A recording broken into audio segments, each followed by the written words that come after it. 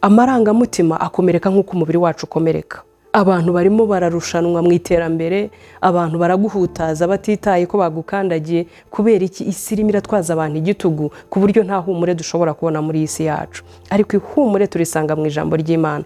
Hari uburyo ijambo ry'Imana riduhumuriza. Muraho nanone nshuti bavandimwe, ni Devotha Mukamwezi nanone murimo kuganira. Ikiganiro ni cya kindi kubo twabanye mu kiganiro cy'ubushize nabo tutabanye, nagira ngo mbibibutse. Ikiganiro ni mental health and emotional wellness. Mu Kinyarwanda ngenekereje ni ubuzima bwo mu mutwe n'amarangamutima byacu bimeze neza. Rero ubushize kubo twabanye, ikiganiro cyacu cyari mu bukangurambaga ndetse twari twakise ko ari mental health awareness. So tuvuye muri awareness noneho turimo turinjira muri management. Uyu munsi turaza kuganira ku bijyanye na trauma management cyangwa se ihungabana. Warijera gute? Ni gute wabaho uhungabanya ariko udacitse intege? Ni gute warwanya ihungabana kugeza aho uzagarura imbaraga zawe z'umutima n'umubiri ugashobora gukora inshingano zawe neza? Ni gute twashobora kurenga level yo gutsikamirwa n'ibikomere n'ihungabana tugasigara n'imbaraga ahubwo tubigendera hejuru? Mbere yuko dukomeza uyu munsi nkuko nari mbibabwiye, dufite topic ivuga ngo trauma management cyangwa se kujera ihungabana. Turashaka kureba ni buryo ki twajera ibiduhungabanya ntibidutsikamire ngo bitunanize gukomeza gukora inshingano zacu, cyane cyane ku mugambi Imana yatuzaniye ku isi. Mbere yuko dukomeza mu kiganiro, munyemerere tubanze dusenge.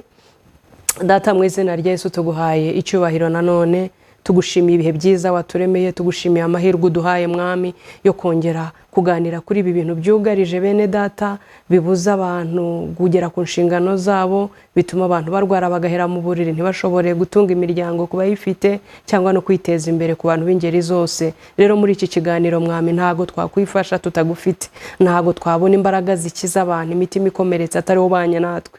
Rero turakwakiriye mwuka wera w'Imana, turakwakiriye imbaraga z'Imana, turakwinyize kugira ngo ntutureke, ubane natwe muri iki kiganiro, utwungura inama, utwongera ubwenge, uduhe ibitekerezo bizima bifasha. Na ndetse mwami, abaduteze amatwi bose aho bari hirya no hino mu gihugu no hanze yacyo, ndabasengeye by'umwihariko abo ngabo barimo guca mu bihe bibagoye, abo ngabo bafite gutsikamirwa mu mitima yabo bitewe n'ibyabahungabanije. Ndasenze ngo abo ngabo iri jambo ribageraho, Uwiteka ubazure. Jambo rye rirambwira mwami Imana yacu ngo kiza abafite imitima imenetse kandi ukavura inguma z'imibabaro yabo ndetse ukazipfuka. Ndasenze ngo muri iki kiganiro hagira inguma zipfukika, hagira imitima isanwa, amavi asukuma gakomezwe, amaboko yaratentebutse yongerwemo imbaraga. Mwami uko niko dusenze, nanjye ndi imbere yawe mwami. Ndakwinginze ngo ntabari nje ndetse singaragare rwose, ahubwo abantu bawe ari wowe babona, abarushye bakubone kandi ubaruhure, kuko nje ntawe naruhura,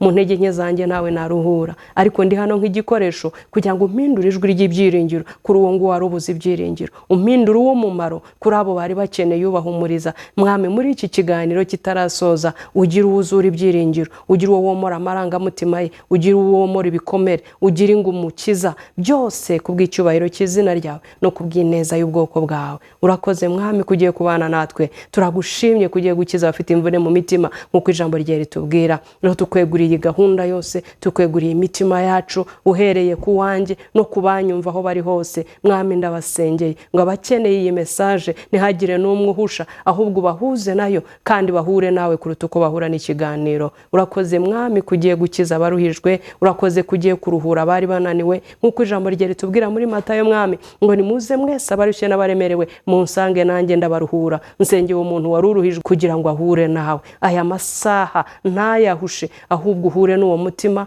uhure n'ibyo bitekerezo, uhure n'ayo marangamutima, yongere kuzuka abe mazima. Urakoze kumvise gusenga kwacu mwami, cyubahiro ni cyawe none n'iteka ryose. Dusenze twizeye kugiye kubikora ndetse ugakora ibirenzeho, mu izina rikomeye rya Yesu dusenze twizeye, amen. Tugiye rero kwinjira noneho muri topic nyirizina, ni buryo ki twamanaginga amarangamutima. Muze kwihanganira indimi nituzivangavanga, icyo twifuza no gukurayo ijambo mu buryo umuntu wese yaryumva kugira ngo afashwe. Rero nagira ngo bene data mbahamagarire muri iyi session, muri iki cyiciro, muri iyi nyigisho, kuri iyi ngingo harakeneye uruhare rwawe n'urwanjye. Impamvu si yindi nuko kuwahungabanye hamwe no kujera amarangamutima ye hakenewe n'abantu bazengurutse uwo muntu wahungabanye kugira ngo bamenye support akeneye n'uburyo bayimuha. Reka tujye mu ijambo ry'Imana twihuse kugira ngo tutaza gusa nkaho tuvuga inkuru zidafite biblical proof. Turashaka kureba iki ijambo ry'Imana rivuga ku buzima bwacu. Ubundi ijambo ry'Imana riduhamagarira kunezerwa iteka, mwishime iteka. Yewe nongeye kubivuga ntimwishime mu bibaho byose muhore mushima. Ni ukuvuga ikintu cyose kikubuza kwishima, kiba ari ikinyoma cya Satani cyangwa ari amateka yandi mabi ufite y'ibitaragenze neza, ukomeza buri gihe wimukana, bityo bikakuzitira kugushayininga kwawe, bikimira umugambi w'Imana ku buzima bwawe ntushobore kugerwaho. Rero reka tujye mu ijambo ry'Imana. Uyu munsi turasoma imirongo, ibice bibiri byo muri Bibiliya. Ijambo rya mbere turarisoma muri Yesaya igice cya 61. Turahera ku murongo waho wa mbere tugeze ku murongo waho wa 7. Reka rero dusome mu izina rya Yesu. Umutwe w'amagambo waho uravuga ngo umwaka w'Uwiteka azagiramo imbabazi. Ubwawe exciting, umuntu ataratangira gusoma harimo ihumure. Reka rero dusome. Umwuka w'Umwami Imana ari kuri jye, kuko Uwiteka yansize amavuta ngo mbwirize abagwaneza ubutumwa bwiza. Yantumye kuvura abafite imvune mu mitima, no kumenyesha imbohe ko zibohowe, no gukingurira abari mu nzu y'imbohe, kandi yantumye no kumenyesha abantu umwaka w'imbabazi z'Uwiteka, n'umunsi Imana yacu izahoreramo inzigo no guhoza abarira bose. Nagira ngo nkubwire wowe waba ufite ibikuriza ukurikiye iki kiganiro, iyi message ni yawe. Imana yaje kuguhoza amarira. Imana irashaka kumenya umugambi wayo ku buzima bwayo, ukawusumbisha ibyagukomerekeje n'ibyagutsikamiye.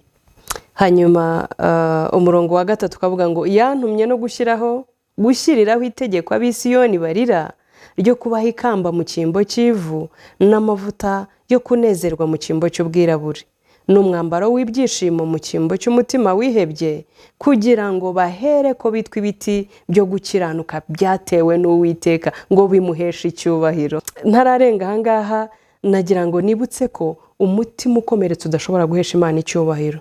Impamvu ni iki? Ubu uri kure y'umunezero, ubu uri kure y'iby'Imana ikuvugaho, ubu uri kure yo gutekereza uburyo buri positive kubera gutsikamirwa. Uyu munsi rero muri iki kiganiro ndagira ngo ntubifate nk'ikiganiro, ahubwo ujyane natwe ukurikire kandi wakire. Iri jambo ni ijambo ribohora kandi rikiza. Ni nayo mpamvu ibyo dukora byose bitajya hanze ya Bibiliya. Byaba ari ubujyanama, byaba ari ihumure, byaba ari inyigisho, byaba ari ubuhamya, twizera tudashidikanya yuko mu ijambo ry'Imana harimo imbaraga zishobora kuzura umutima. Reka mbyite kuzura, kuko iyo amarangamutima yatsikamiye umuntu kugeza aho atekereza kwiyahura, yumva bimurutira kubaho, urumva ko mu bitekerezo aba yamaze gupfa. So ibyiringiro bizura rero biba mu ijambo ry'Imana.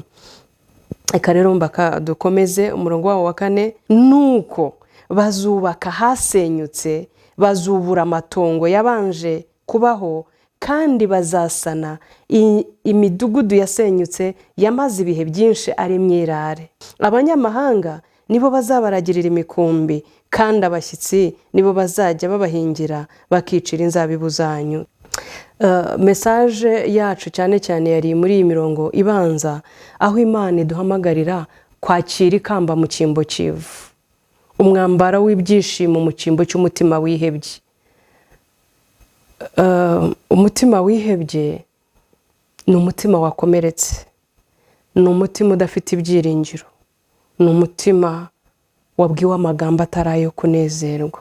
Ariko mu rwego rero rwo kujera amarangamutima yacu nagira ngo mbabwire yuko hari uburyo ijambo ry'Imana riduhumuriza. Zaburi 139 haravuga ngo naremwe mu buryo butangaje buteye ubwoba. Ni imirongo nkunda cyane. So Imana yakuremye muri ubwo buryo butangaje, butandukanye n'ibitutsi bagututse, butandukanye n'amazina bakwise, butandukanye n'ubupfubyi wakuriyemo, butandukanye na conflict zo mu muryango. Imana ifite umugambi wagutse ku buzima bwawe hejuru y'ibyo bintu byose ushobora kubutekereza. Rero tukiri ahangaha nagira ngo nkusabe mu rwego rwo kujera amarangamutima yawe kugira ngo uve kuri nivo yo kubaho wifuza, wiganyira, wicuza, ahubwo ugira imirongo yo kumedita, word meditation. Mukanya ndaje dusome ikindi cyanditswe, nababwiye ko ari 200 turi busome, kidukangurira kwambara umwambaro mwiza, gukuramo umwambaro w'ubwirabure, umutima wihebye, tukakira umunezero w'Uwiteka. Uyu munezero rero utawusomye mu ijambo ry'Imana ntabwo hanze ahangaho nagira ngo hamasobanure neza. Biragoye gusohoka hanze witeguye umunezero muri iyi sosiyete y'iki gihe cyacu kigoramye. Abantu barimo bararushanwa mu iterambere, abantu baraguhutaza batitaye ko bagukandagiye, kubera iki isi irimo iratwaza abantu igitugu ku buryo nta humure dushobora kubona muri isi yacu. Ariko ihumure turisanga mu ijambo ry'Imana. Ku ijambo ry'Imana ratubwira ngo ntakagire ikibahagarika imitima, ahubwo ibyo mukeneye byose bimenywe n'Imana, mubisabiye, mubyingingiye kandi mushima. Umurongo wa 7 ukavuga ngo nuko amahoro ahebuje rwose ayo umuntu yamenya azarindira imitima yanyu n'ibyo mwibwira muri Kristo Yesu. Amahoro rero arindira imitima yacu muri Kristo ava mu ijambo. Iyo bimeze gutyo umedita ku byiza kugira ngo umutima wawe uhaze ibintu byiza, we kuzuramo indurwe. Ubushize twafashe urugero ku bintu byuzura mu marangamutima yacu ari bibi, hanyuma bigatuma nta munezero tugira. So kuri inshuro ndagira ngo turebe urundi rugero, narwo ruri mu cyanditswe ariko tutari busome. Havuga ngo rinda umutima wawe kurusha ibintu byose birindwa, kuko ariho iby'ubugingo bikomoka. Ijambo ndarikunda cyane. Umutima rero tuwurinda dute? Iby'ubugingo ni ibiki Bibiliya bivuga? Iby'ubugingo rero reka mbigusobanurire. Ni ukuvuga umutima wakiriye ibitutsi, ikigoryi, umuswa, umuntu mubi, utagira uburanga, abantu batishimira, uragenda ukuzura indurwe. Wasohora ijambo rikaza ari umushari kubera ko mu mutima nibyo wabitsemo. Bituma amarangamutima yawe agenda akabihirwa, agasharira, agasigara resista ikintu cyose. Rimwe na rimwe n'ibyiza ukabiresistinga kubera umutima uba warabaye bita. Bimwe mu bintu bibaho ari nayo cyo nkangurira abantu muri iki kiganiro, nuko nabasaba kwirinda ibintu byose bituma amarangamutima yawe asigara asohora indurwe. Impamvu asohora indurwe rero ni ukubera kuba warayagaburiye ibintu bisharira gusa. Reka nkoreshe iryo jambo. Ibintu bisharira ni ibiki? Nuko iby'isi yakwise byo wabifashe ukabibika mu mutima, warangiza ugatangira kugenda usa nabyo. Niba urugero warakiriye criticisms zigusebya,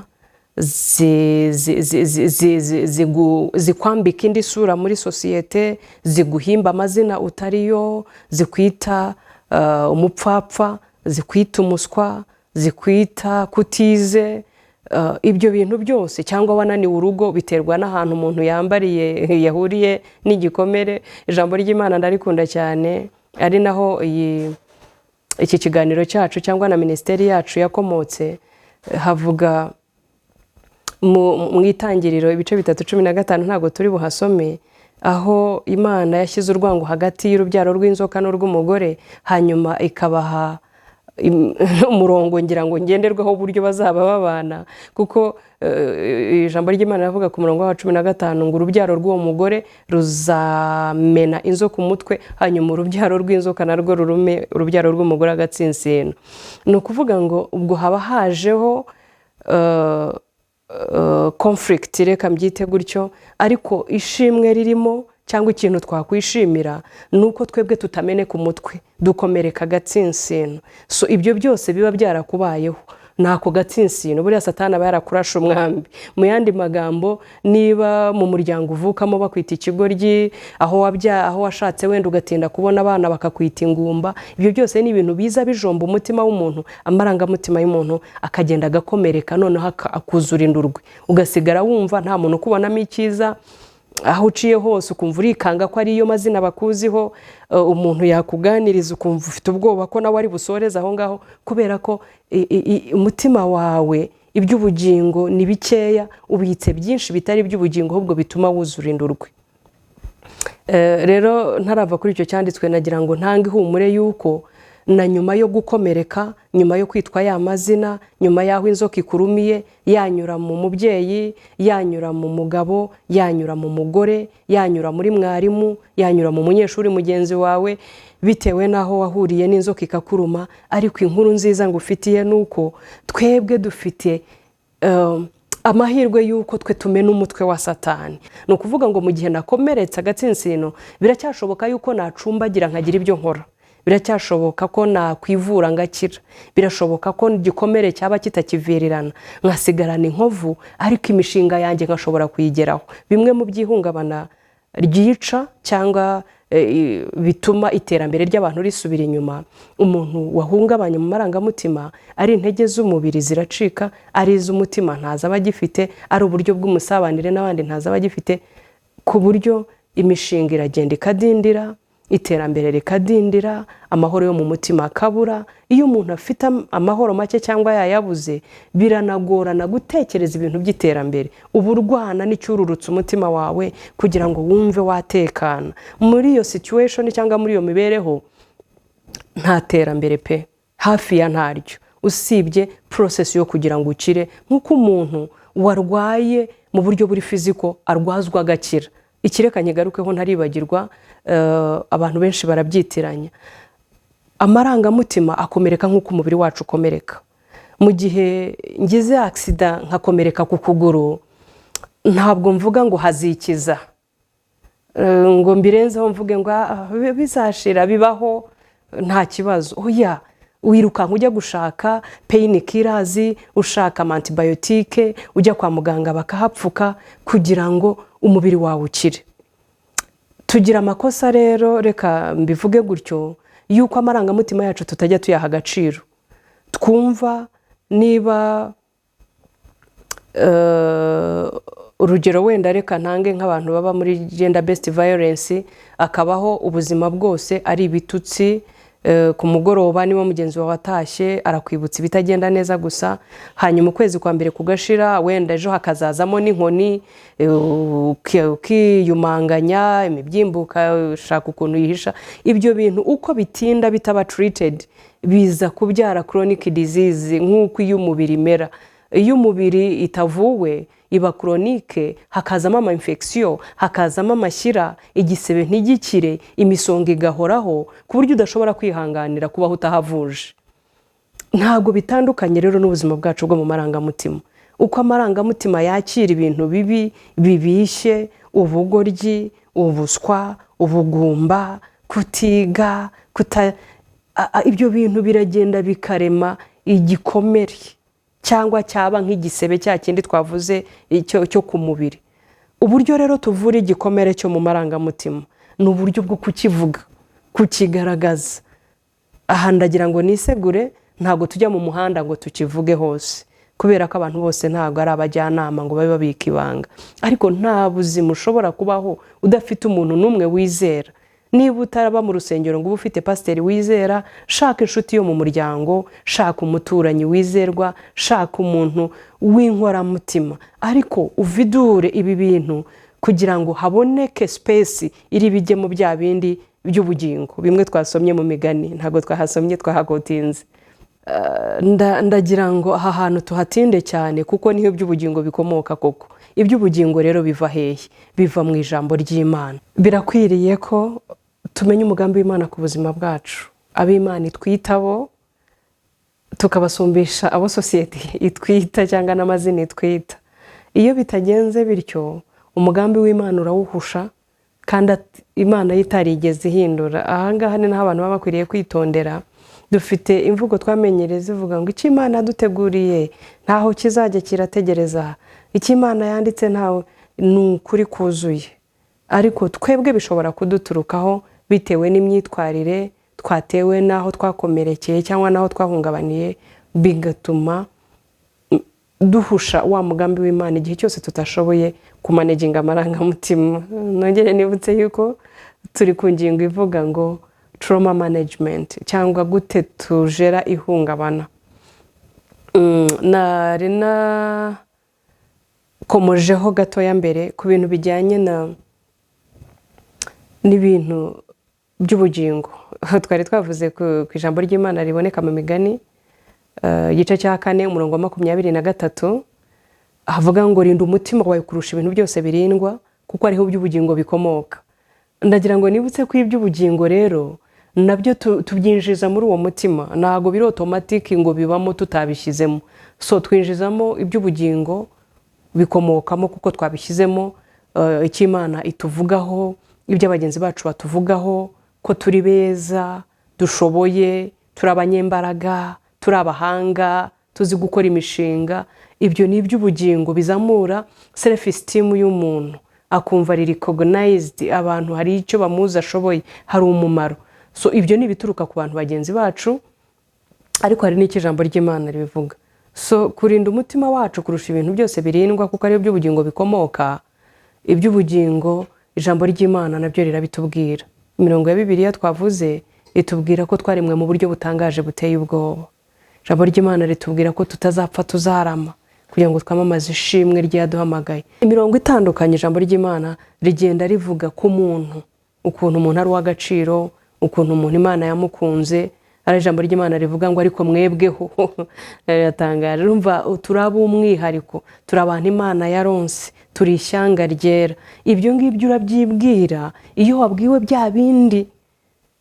Ubu turimo turiga kumaneginga amarangamutima in a biblical perspective kugira ngo tutazazabiranwa, tutazaremererwa kuri level yaho tudashobora kubyuka ku bikomere twagiye twakira.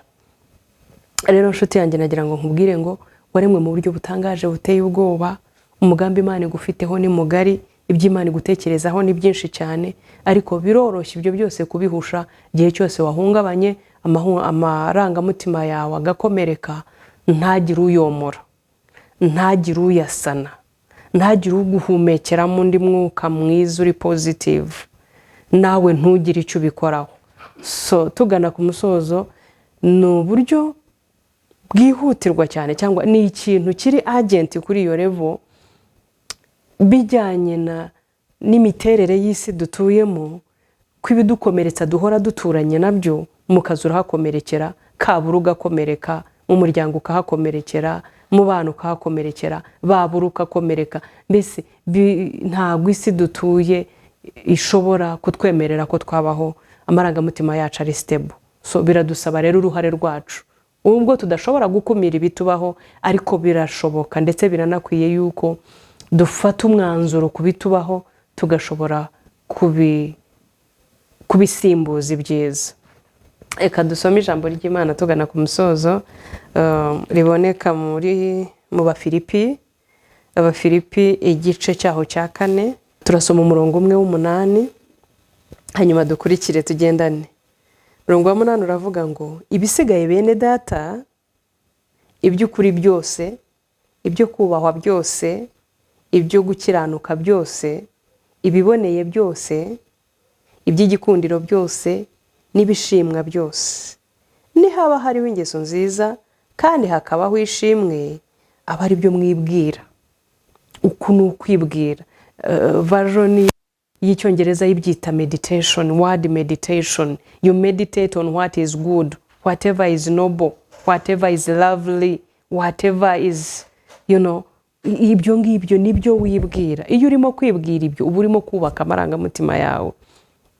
So we should meditate on such things, bitwedifying, bizamura emotions zacu zikanezerwa, bituma amarangamutima yacu yumva dufite agaciro, bituma twumva societe nta kikidutwaye, bituma tutabona abantu ngo twubike umutwe cyangwa tugende tureba hirya zifu dufite ibyaha no. So ibyiza byose reka ngusubiremo, iby'ukuri byose, ibyo kubahwa byose, ibyo gukiranuka byose, ibiboneye byose, iby'igikundiro byose n'ibishimwa byose, nihaba hariho ingeso nziza kandi hakabaho ishimwe, aba ari byo mwibwira. Nihaba hariho ingeso nziza, iby'igikundiro, ibyo kubahwa, ibyo aba ari byo twibwira ku manywa na nijoro. Turahamagarirwa kwibwira ibintu byiza kugira ngo tubone iby'ubugingo tubika muri wa mutima, kubera ko turahamagarirwa kurinda imitima yacu kurusha ibindi bintu byose birindwa. Impamvu turinda niho iby'ubugingo bikomoka, niho ibitwenge bikomoka, buryo niho umunezero uva, niho gusura abantu biva, niho gusengera abarwayi biva. Ariko ntiwaba warakomeretse, warashiririye, wariswe amazina y'ikigoryi n'icyurumbo, wariswe ingumba n'umupfapfa, ngo ushobore kugira iby'ubugingo bituruka muri uwo mutima wakomeretse gutyo. So birakwiye yuko tubitsayo. Reka nkoresha iryo jambo, abongereza hari ijambo bajya bakoresha ngo emotional bank account. So birakwiriye ko account yacu cyangwa konti yacu y'amarangamutima tuyibitsamo ibintu by'ubugingo, kugira ngo noneho nitujya kubikura kuri ya konti tubikuremo ibyishimo, tubikuremo umunezero, tubikuremo gukunda abantu, tubikuremo gusabira abantu umugisha, tubikuremo gusura abarwayi no kubasengera, tubikuremo iby'ubugingo. Iyo tutabikoze gutyo rero Satani aratuvunjira. Baragututse kuri ikigoryi ukabika muri wa mutima, bakwise ikirumbo urabika, bakwise ingumba urabika, bakwise ikirara, kwishuri mwarimu yakwise umuswa urabika. Ingeri zose ibyo bintu biragenda bigahindura umutima wawe nka rutiri, ugasigara ugenda uhekenya amenyo abantu bose atari uko mufite icyo mupfa. Ariko nk'uko twatangiye mu byibuke, definition ya trauma cyangwa y'ihungabana ni ikintu cyose kikubaho kibi kigahindura imitekerereze yawe n'uko ubona ibintu. Wowe ubwawe ugatangira kwibona uri mubi nk'uko bakwise, abantu bakaba babi kubera ko bagukrititse, society ikaba mbi kubera ko itakwishimiye, n'Imana ikaba mbi kubera ko ibibi byakugezeho. Ugasigara wibaza Mana, why me? Kubera ko ari ngiye mu muryango basuzugura.